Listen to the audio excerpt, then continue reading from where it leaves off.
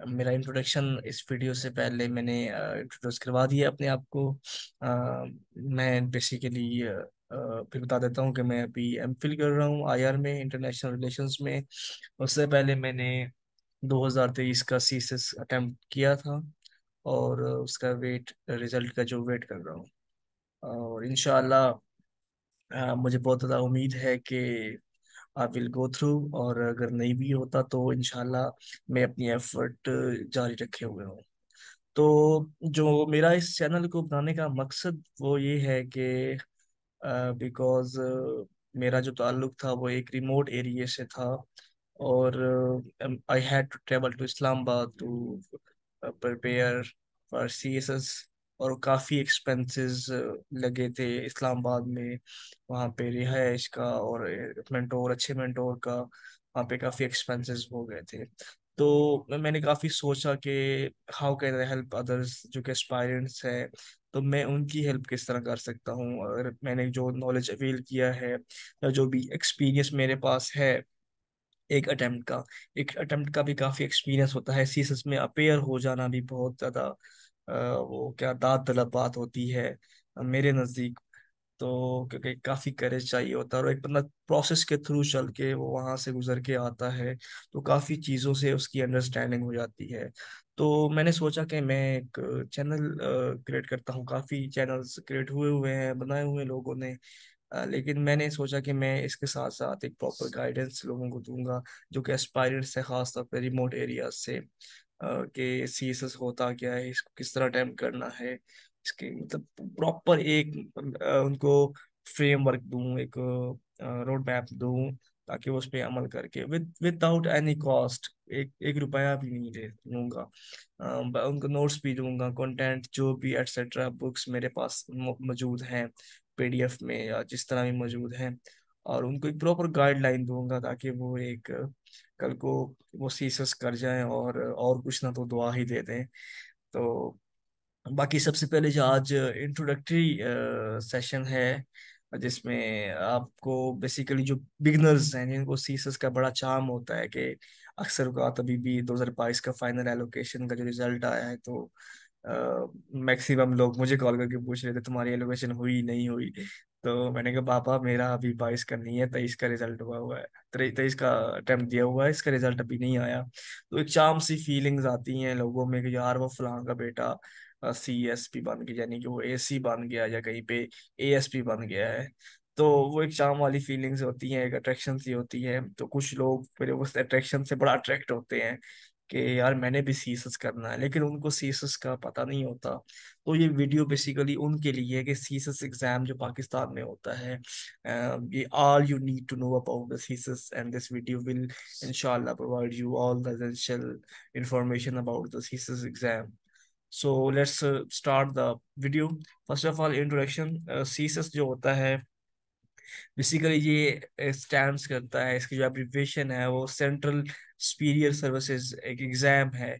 इस तरह एक मतलब ये कंडक्ट करता है FPSC, federal public services commission conduct करता है, जो कि इस्लामाबाद में बेस्ड है, लोकेटेड है, for the post of 17 BS 17 scale. इस 17 स्केल पे जो बंदा भर्ती करते हैं डायरेक्टली, वो थ्रू सीएसएस के करते हैं, जिसको हम ब्यूरोक्रेट्स कहते हैं। और जो सीएसएस का एग्जाम है वो साल में सिर्फ एक दफा होता है, ये नहीं कि साल में दो तीन दफा। अभी स्पेशल एग्जाम हुआ था, उसकी कुछ स्पेशल सीट्स थी, लेकिन जनरली सीएसएस का एग्जाम जो है वो साल में एक दफा होता है। सो हाँ, कुछ लोग समझते हैं, पार्ट्स ऑफ सीएसएस एग्जाम के बारे में बात करूंगा। कुछ लोग समझते हैं कि सीएसएस का रिटन एग्जाम पास कर लिया तो भाई आप तो एसी बन गए, आप तो एएसपी बन गए, अब तो कस्टम में भर्ती हो गए। बल्कि इस तरह नहीं होता, ये एक मिसअंडरस्टैंडिंग है कि सीएसएस का रिटन एग्जाम पास हो गया तो आप सीएसपी बन गए। बल्कि ऐसा नहीं होता, सीएसएस के डिफरेंट पार्ट्स होते हैं, और ये तकरीबन 5 पार्ट्स पे मुश्तमिल होता है। आजकल जो सीएसएस में सबसे पहले स्क्रीनिंग टेस्ट 200 मार्क्स का होता है, वो इंट्रोड्यूस हो चुका है। एमसीक्यूज बेस होता है, जिसमें आपने सिर्फ 66 मार्क्स ऑब्टेन करने होते हैं to qualify for written examination. ये एक बेसिकली स्क्रीनिंग छांटनी छांटी करने के लिए एक टेस्ट इंट्रोड्यूस करवाया गया था एफपीएससी की जानिब से, 2022 में पहली दफा कंडक्ट हुआ था। तो इसका काफी अच्छा एक्सपीरियंस रहा। बस इसमें आपने एक परेशान नहीं होना, स्क्रीन टेस्ट हो गया तो मैं उसमें बल्कि बहुत आसान होता है इसमें, कोई आपने 66 मार्क्स लेने हैं, आंखें बंद करके भी लगाएंगे तो आपके 66 मार्क्स आ ही जाएंगे। और उसके बाद फिर आपका जो असल इम्तिहान होता है वो रिटन एग्जामिनेशन होता है। 1200 नंबर का रिटन एग्जामिनेशन होता है, जिसमें आपके 6 सब्जेक्ट्स का कंपलसरी होते हैं और 6 आपके ऑप्शनल होते हैं। इसके बारे में डिटेल वीडियो बनाऊंगा नेक्स्ट के। आपने जो सब्जेक्ट्स हैं वो किस तरह चूज करते हैं, खास तौर पे जो ऑप्शनल सब्जेक्ट्स हैं उनका कम्बिनेशन किस तरह बनाना है। तो रिटन एग्जामिनेशन पास करना बहुत बड़ा मरहला होता है, रिटन एग्जाम पास करना भी। तो इसके बाद आपका असल इम्तिहान जो वाइवा वॉइस, यानी कि आपको इंटरव्यू होता है, पैनल इंटरव्यू होता है, 4 बंदे वहां पे होते हैं, जो जिसमें चेयरमैन होता है और उसके जो मोस्ट सीनियर बंदे जो पैनल के होते हैं वो आपका इंटरव्यू लेते हैं। साइकोलॉजिकल टेस्ट और मेडिकल टेस्ट ये भी साथ साथ में चलता रहता है। उसके बाद आपकी एक लिस्ट लगती है जिसमें आपकी फाइनल एलोकेशन होती है। तो वो आपको मैं बताता हूँ कि इन सारे प्रोसेस से गुजरने के बाद आपकी जो फाइनल एलोकेशन होगी वो किन किन ग्रुप्स में होगी। देर आर टोटल 12 ग्रुप्स जहाँ पे आप एलोकेट होते हैं सीसस के पांचों पार्ट्स को क्लियर करने के बाद। टॉप ऑफ द ग्रुप जो है वो ऑलवेज डिस्ट्रिक्ट मैनेजमेंट ग्रुप, जिसको पहले डीएमजी कहते थे और आजकल उसको पैस यानी कि पाकिस्तान एडमिनिस्ट्रेटिव सर्विसेज कहते हैं। इस तरह it is followed by police services Pakistan, foreign services, custom, और लास्ट पे इसका पोस्टल सर्विसेज ग्रुप होता है। ये तमाम में आप जहां भी जाएंगे आप ब्यूरोक्रेट बन के जाएंगे और आपका 17 ग्रेड होगा डायरेक्ट। आप बेशक पोस्टल सर्विसेज ग्रुप में है या डिस्ट्रिक्ट मैनेजमेंट ग्रुप या पीएस पैस में है, तो आप ब्यूरोक्रेट हैं, आपका 17 ग्रेड है। कुछ लोग वो बेसिकली एक चार्म सा है ना, सीएसएस में एक चार्म करने, वो एक आप पास करते हैं तो आपको बड़ी गाड़ी मिलती है, घर बंगला मिलता है, तो और वो एसी होता है और उसके पीछे बड़े गार्ड शर्ट फिर रहे होते हैं।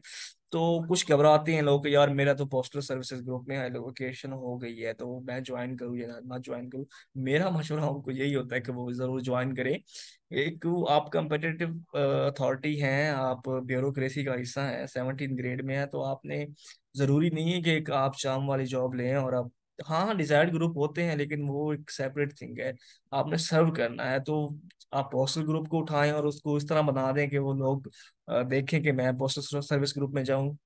तो ये आप पे डिपेंड करता है, आप कॉम्पिटेंट बंदे हैं, आप एक प्रोसेस के स्ट्रिक्ट प्रोसेस के थ्रू आए हैं। तो ये ग्रुप्स हैं, देख लीजिएगा 12 ग्रुप्स हैं इसमें। जो आपकी एजुकेशन होती है on the basis of merit. हाँ, और कुछ सीट्स, ये डिवीजन होती है प्रोविंस के प्रोविंसेस में, कुछ सीट्स मुख्तस की जाती हैं जो प्रोविंसेस को दी जाती हैं, और बाकी मेरिट जो होता है मेरिट के हिसाब से बनता है। सो मूविंग अहेड, हाँ एलिजिबिलिटी क्राइटेरिया, कौन बंदा है जो सीएसएस दे सकता है, who can appear in the CSS exam. So इसके I have divided further eligibility criteria को, मैं फर्दर डिवाइड किया है मैंने। नेशनल क्राइटेरिया, नेशनैलिटी क्राइटेरिया, हाँ भाई आप सबसे पहले पाकिस्तानी होने चाहिए, आपके पाकिस्तानी परमानेंट रेजिडेंसी हो पाकिस्तान में। और या आपका जो इसके अलहाक है state of Jammu and Kashmir, independent Azad Kashmir जिसको कहते हैं, उसके आप परमानेंट रेजिडेंट है, ठीक है। आप तब सीएसएस में अप्लाई कर सकते हैं, तब आप सीएसएस में अपेयर हो सकते हैं। सेकेंडली, आपका एजुकेशनल बैकग्राउंड क्या होना चाहिए, आपका एजुकेशनल क्राइटेरिया क्या है। Applicant must have a bachelor degree with at least second division. एक बंदे ने बीए किया हुआ है या बीएससी की हुई है लेकिन उसकी सेकेंड डिवीजन मस्ट होनी चाहिए, और ऐसी यूनिवर्सिटी कॉलेज से किया होना चाहिए जो कि एचईसी से रिकग्नाइज्ड है। आजकल ऐसे कॉलेज यूनिवर्सिटीज भी हैं जो एचईसी से रिकग्नाइज नहीं है और डिग्री बांट रही होती है, तो ऐसा बंदा सीएसएस में अपेयर नहीं हो सकता।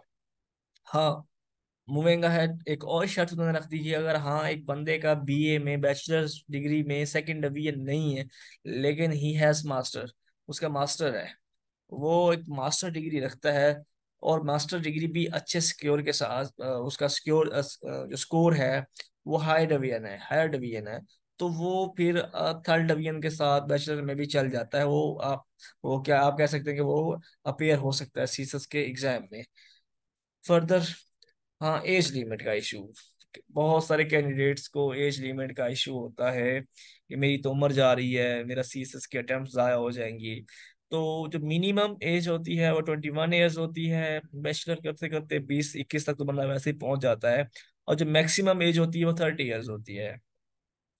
एक्सेप्शनल केसेस में ये होता है कि 2 साल की रिलैक्सेशन मिलती है उन लोगों को जो गवर्नमेंट पाकिस्तान के सर्वेंट होते हैं, गवर्नमेंट एम्प्लॉय होते हैं, या कुछ खास तबका या कुछ खास एरिया से उनका ताल्लुक होता है। तो इसमें उनको क्या होता है, उसमें 2 साल की रिलैक्सेशन मिल जाती है कि वो 32 साल की उम्र तक भी सीएसएस के पेपर में अपेयर हो सकते हैं। लेकिन लेकिन ऐसे लोग जिन्होंने 2 साल से कम सर्व किया है, तो उनके लिए रिलैक्सेशन नहीं होती, बल्कि एक candidate must serve government employ, he must spend 2 years. उसको 2 साल कम से कम गुजारने चाहिए सर्विस में, अपनी सर्विस में, तब जाके वो एक एनओसी लेगा, नो ऑब्जेक्शन सर्टिफिकेट, जो कि डिपार्टमेंटल परमिशन सर्टिफिकेट होता है कि हाँ भाई हम अपने बंदे को परमिशन दे रहे हैं कि आप सीएसएस के एग्जाम में अपीयर हो। तब जाके उसको एज रिलैक्सेशन मिलेगी। एक्सेप्शनल केस क्या होता है सॉरी। अच्छा, जो एम्प्लॉयज होते हैं खास तौर पे ये प्राइवेट बैंक्स के और ऑटोनमस बॉडीज होती हैं, जो वापडा हो गया या इस तरह करके हो गया, ओगरा टाइप जो ऑटोनमस बॉडीज होती हैं, और जो ये बैंक्स होते हैं, मिसाल के तौर पे एग्रीकल्चर बैंक हो गया, ज़राई तरक्याती बैंक जिसको कहते हैं, या जो नेशनल बैंक हो गया, इनके जो एम्प्लॉयज होते हैं वो इंटाइटल नहीं होते एज रिलैक्सेशन के क्राइटेरिया पे। उनकी एज 30 ही लिमिट होती है। 30 तक वो अप्लाई कर सकते हैं, पेयर हो सकते हैं सीसीस में, उनको एज रिलैक्सेशन नहीं मिलेगी क्योंकि वो government employ directly government employ नहीं है, बल्कि वो ऑटोनमस बॉडीज का वो हिस्सा है। So this was all about the CSS. CSS होता क्या है, इसमें किस तरह एलोकेशन होती है, कौन कौन से टेस्ट होते हैं, और एज में इसका क्राइटेरिया क्या है, एजुकेशनल क्राइटेरिया, और इसके अलावा एज लिमिट्स क्या होती हैं। तो हम नेक्स्ट क्लास में या नेक्स्ट सेशन में क्या करेंगे, हम नेक्स्ट सेशन में बात करेंगे इंशाल्लाह सब्जेक्ट्स के। सीसस में सब्जेक्ट्स कौन से होते हैं, कंपल्सरी सब्जेक्ट्स कौन से होते हैं, कितने मार्क्स के होते हैं, और ऑप्शनल सब्जेक्ट्स क्या होते हैं और कितने मार्क्स के होते हैं, और how to select optional subjects. It's very important step.